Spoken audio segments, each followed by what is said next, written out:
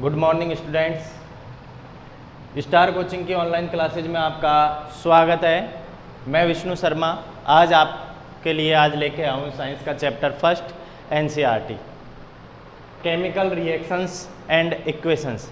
Chemical reactions and equations mean रासायनिक अभिक्रिया एवं रासायनिक समीकरण।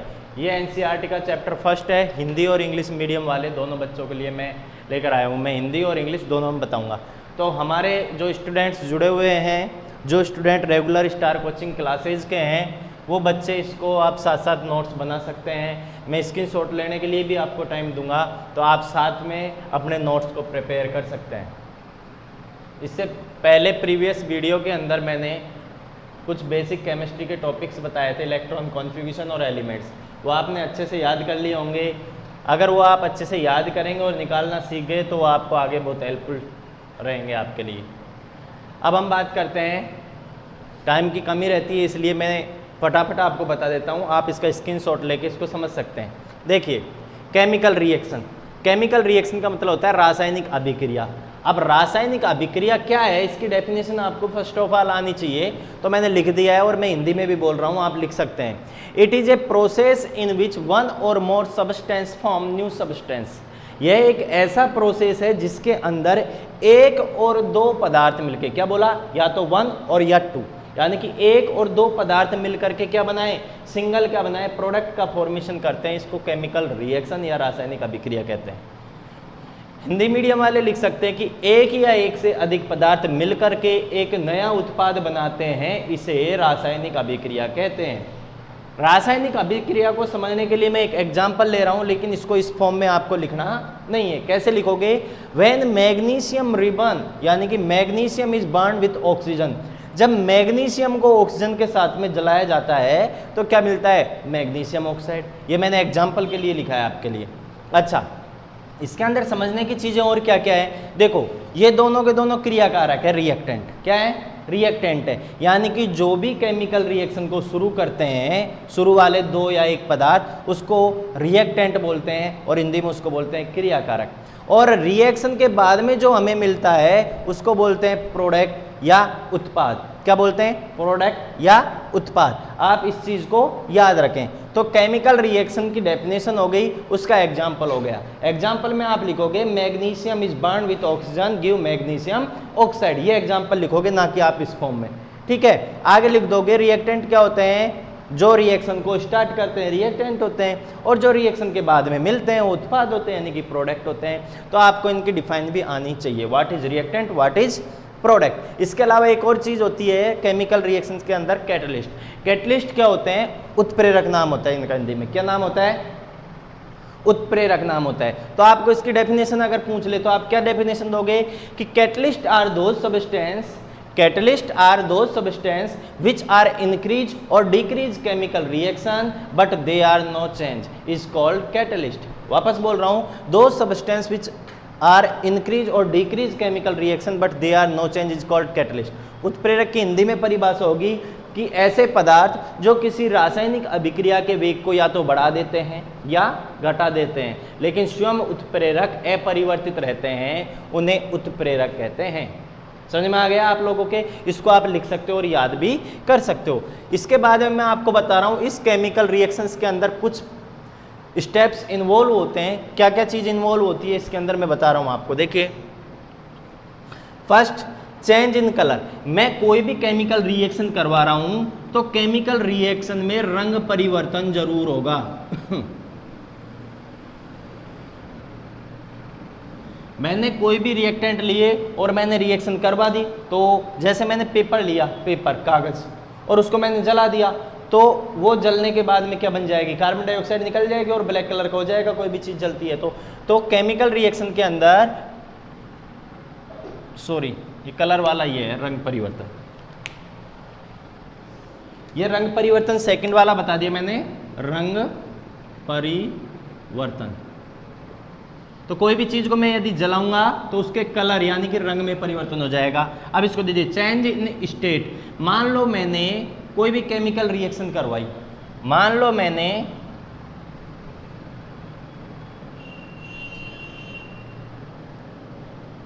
मैंने कोई भी रिएक्शन करवाई तो केमिकल रिएक्शन के अंदर उसकी स्टेट चेंज हो जाएगी। स्टेट चेंज का मतलब होता है कि केमिकल रिएक्शन में 4 स्टेट होती हैं, आपको मैं बता देता हूं। एक तो होती है सॉलिड, इसको अपन एस से शो करते हैं। एक होती है लिक्विड, इसको अपन एल से शो करते हैं। एक होती है गैस, इसको अपन जी से शो करते हैं। और एक फोर्थ फॉर्म होती है जिसको अपन लिखते हैं एक्वास। एक्वास, और इस एक्वास को अपन एक क्यू से शो करते हैं, एक क्यू। ठीक है, आपको ये चारों चीजें भी याद रखनी है। ये चारों चीज आपके आगे केमिकल इक्वेशन में काम आने वाली हैं। तो देखिए इधर first of all change in state हो गया, स्टेट में चेंज होगा। यदि सॉलिड से गैस में हो रही है तो अपन सॉलिड नीचे लिखेंगे, गैस को ऐसे लिखेंगे।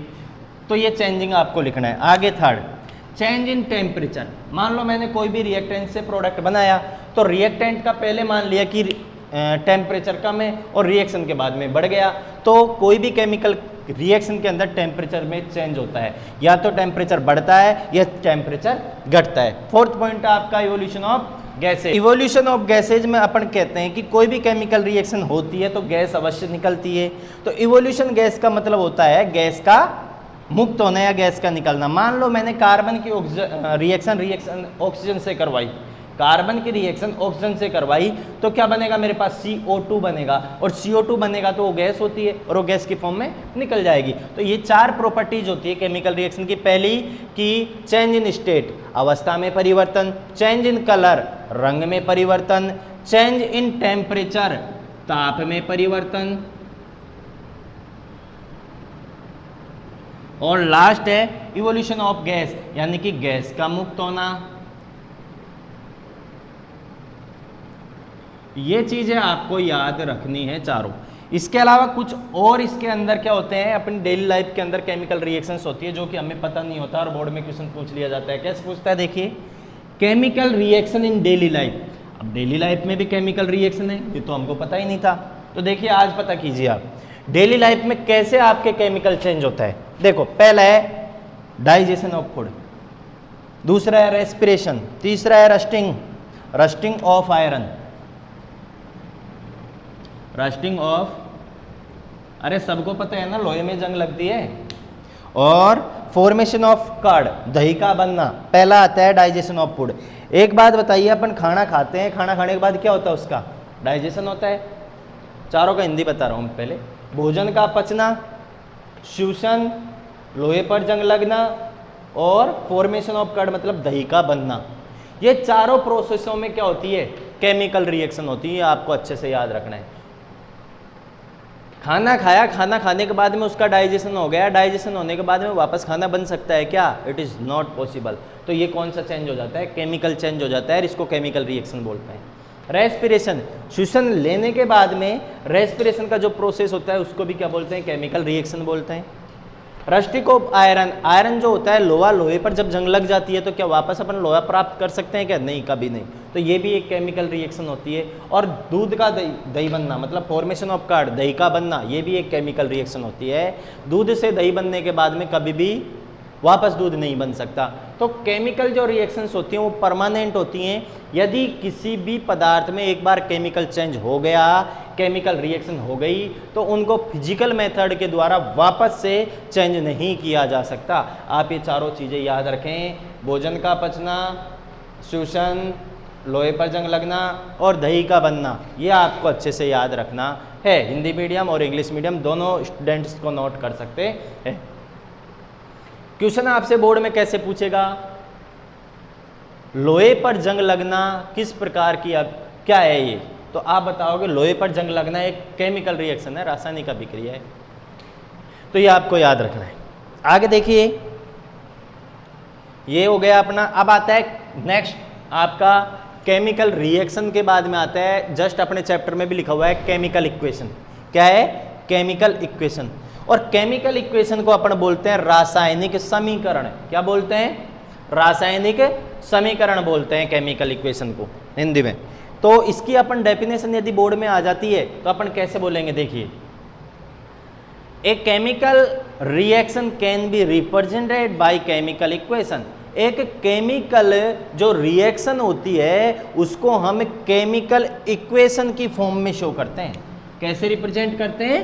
केमिकल इक्वेशन की फॉर्म में करते हैं। अब एक केमिकल इक्वेशन की फॉर्म में कैसे करेंगे वो बताने वाला हूं। देखिए, it involve uses of symbol और substance of reactant and product with the mention of physical state. इसके अंदर केमिकल इक्वेशन के अंदर क्या किया जाता है, जो भी केमिकल रिएक्शन में जो भी पदार्थ हमारे पास होते हैं, जो भी सब्सटेंस हमारे पास होते हैं, सब्सटेंस मतलब पदार्थ, उन सब्सटेंस को किसके रूप में किया जाता है? शो सिंबल के रूप में। जो सब्सटेंस होते हैं उन सब्सटेंस के सिंबल को यूज करते हैं हम। किसको यूज करते हैं? सिंबल को। हिंदी मीडियम वाले क्या बोलेंगे कि केमिकल रिएक्शन जो होती है, रासायनिक अभिक्रिया, उसको हम रासायनिक समीकरण के रूप में लिख सकते हैं।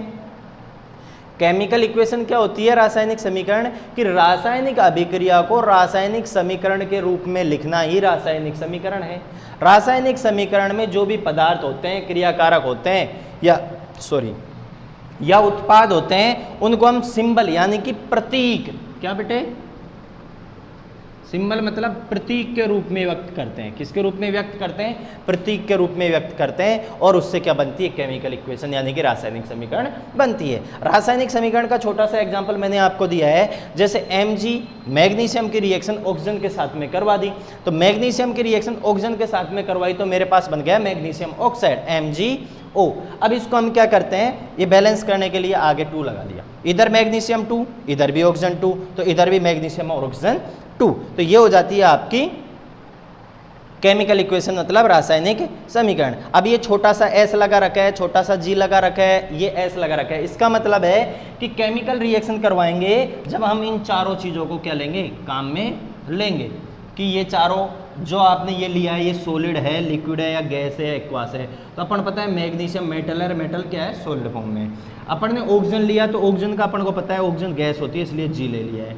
और MgO मैग्नीशियम ऑक्साइड सॉलिड है तो हमने सॉलिड ले लिया है। एक होता है AQ, ये बताया मैंने। एक्वास क्या होता है? एक सॉल्यूशन होता है। एक्वास क्या होता है? सॉल्यूशन। जो कैसे बनता है? पानी से बनता है।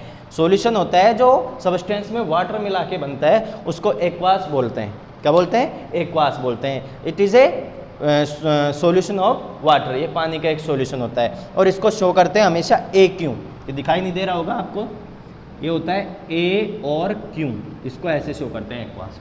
तो ये याद रखिए और इसका स्क्रीनशॉट ले लीजिए। अब मैं आपको बताऊंगा केमिकल रिएक्शन कितने प्रकार की होती हैं। 2 टाइप की होती है, मैं अभी बता देता हूँ, बाद में मैं नेक्स्ट बैलेंस करना सिखाऊंगा। केमिकल इक्वेशन 2 टाइप की होती हैं। यदि केमिकल इक्वेशन एक होती है बैलेंस केमिकल इक्वेशन और दूसरी होती है अनबैलेंस केमिकल इक्वेशन।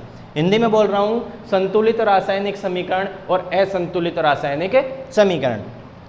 संतुलित रासायनिक समीकरण वो होता है जिसके अंदर क्रियाकारक और उत्पाद में तत्वों की या सब्सटेंस की संख्या बराबर हो, उसको तो बोलते हैं संतुलित रासायनिक समीकरण।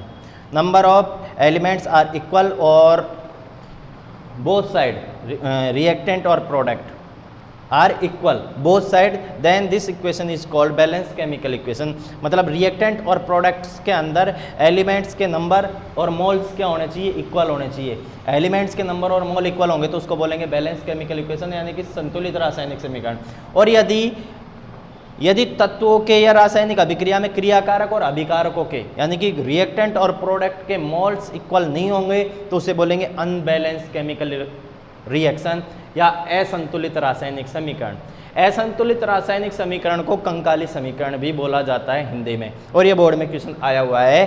कंकाली समीकरण किसे कहते हैं? ऐसे समीकरण जिनमें क्रियाकारक और उत्पादों में मोलों की संख्या बराबर नहीं होती है उन्हें कंकाली या असंतुलित समीकरण कहते हैं। अब मैं नेक्स्ट टॉपिक आपके लिए करवाने जा रहा हूं, रासायनिक अभिक्रिया को संतुलित करना। क्या करवा रहा हूं? रासायनिक अभिक्रिया को संतुलित करना, बैलेंसिंग द केमिकल इक्वेशन। कैसे करते हैं वो देखिए आप आगे, इसका आप स्क्रीनशॉट ले सकते हैं।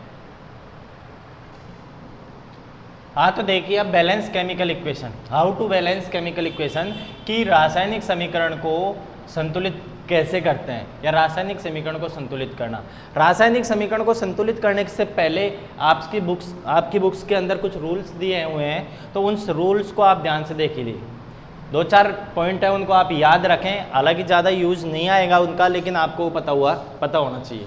देखिए पहला क्या होता है कि केमिकल रिएक्शन के अंदर जब हम लिखते हैं केमिकल इक्वेशन को लिखते हैं तो उसके क्या रूल है। पहला रूल है कि रिएक्टेंट को लेफ्ट हैंड साइड लिखा जाता है और प्रोडक्ट को राइट हैंड साइड लिखा जाता है। ये रिएक्टेंट है और रिएक्टेंट होते हैं लेफ्ट हैंड साइड और प्रोडक्ट हैं ये होते हैं right hand side, left hand side, और ये होते हैं right hand side product. Next मैं बात करता हूं कि अगर रिएक्टेंट वन और मोर है, यानी कि एक या एक से ज़्यादा है या उत्पाद एक या एक से ज़्यादा है, तो उनके बीच में प्लस का निशान लगाया जाता है, आप याद रखें। तीसरा मैं बता रहा हूं, यदि आपके रिएक्टेंट सॉलिड, लिक्विड और गैस या एक्वास फॉर्म में हैं तो आप क्या करोगे।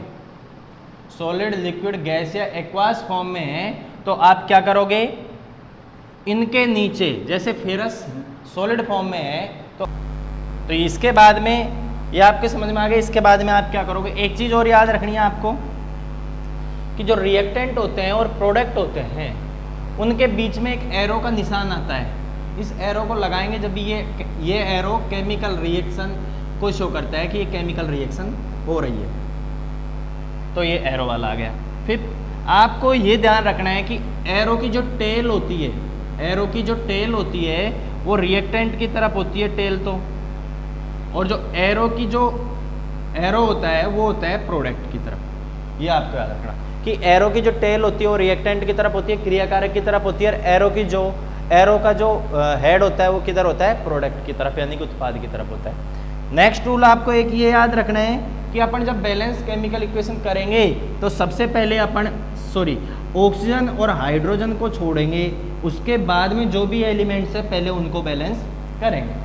ऑक्सीजन और हाइड्रोजन के अलावा जो भी तत्व हैं सबसे पहले उनको अपन क्या करेंगे, संतुलित करेंगे, बाकी को बाद में करेंगे।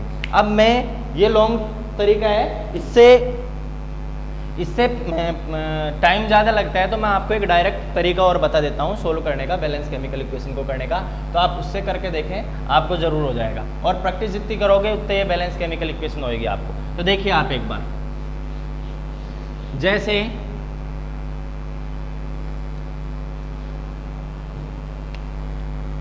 आप इस केमिकल इक्वेशन को बैलेंस करना चाहते हो तो आप ऐसे टेबल बनाइए, लिखिए एलिमेंट्स, रिएक्टेंट और प्रोडक्ट, तीन ही चीज़ें यहाँ पर, एक तो एलिमेंट्स, एक रिएक्टेंट और एक प्रोडक्ट। ये अपने रिएक्टेंट है और ये अपने प्रोडक्ट हैं, ये रिएक्टेंट हो गए। तो बैलेंस केमिकल इक्वेशन में जो जो आपको एलिमेंट्स दिख रहे हैं उनको उधर लिखो। एक तो फेरस दिख रहा है, एक आपको हाइड्रोजन दिख रहा है और एक आपको ऑक्सीजन दिख रहा है, तीनों को इधर लिखो, फेरस, दूसरा हाइड्रोजन और तीसरा ऑक्सीजन। इसके अलावा और कोई तो एलिमेंट्स नहीं है, यदि है तो नीचे आगे लिख सकते हैं अपन।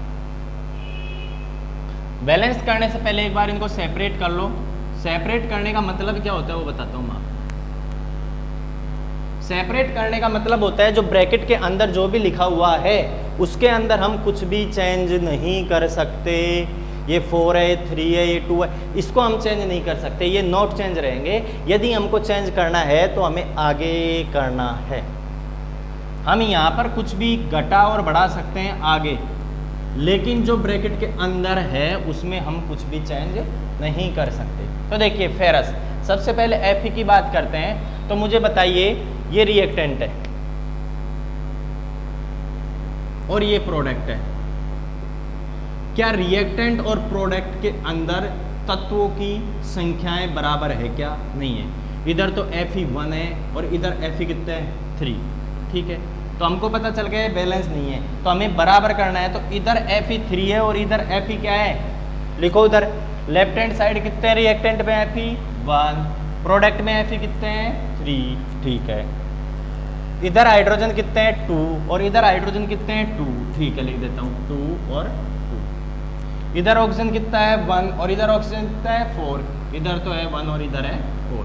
ये हमने इक्वेशन में से देख के एज इट इज लिखे हैं, दिमाग से कुछ नहीं किया है। अब हम दिमाग लगाएंगे कि इधर Fe1 है और इधर Fe3 है, तो उधर 3 है तो मेरे को बैलेंस करने के लिए इसको 3 से मल्टीप्लाई करना पड़ेगा, तो यहाँ भी 6 आ जाएगा। तो लेफ्ट हैंड साइड में 3 से मल्टीप्लाई कर दूंगा, आगे 3 लगा दूंगा, तो 3 ही इधर हो गए और 3 ही इधर हो गए, बैलेंस हो गया, एफ ही बैलेंस हो गया। ठीक है, अब मैं बात करता हूं हाइड्रोजन की। तो हाइड्रोजन लेफ्ट हैंड साइड भी 2 है और राइट हैंड साइड भी 2 है, तो इसको छोड़ते हैं, आगे चलो बैलेंस है ऑलरेडी। आगे हम बात करते हैं ऑक्सीजन की। तो ऑक्सीजन इधर कितना है 1 और इधर ऑक्सीजन कितना है 4। इधर ऑक्सीजन 4 है, इधर ऑक्सीजन 1 है, तो मैं इसको 4 से मल्टीप्लाई कर दूंगा तो यहाँ कितना हो जाएगा 4। तो 4 और 4 ऑक्सीजन हो जाएगा। तो मेरे को यहाँ पर क्या लगाना पड़ेगा, आगे 4 लगाना पड़ेगा। जैसे ही मैंने 4 लगाया तो यहाँ पर हाइड्रोजन अनबैलेंस हो गया। हाइड्रोजन कितना हो गया, सॉरी, हाइड्रोजन कितना हो गया, 4 2 जा 8 हो गया। कितना हो गया हाइड्रोजन, 8 हो गया।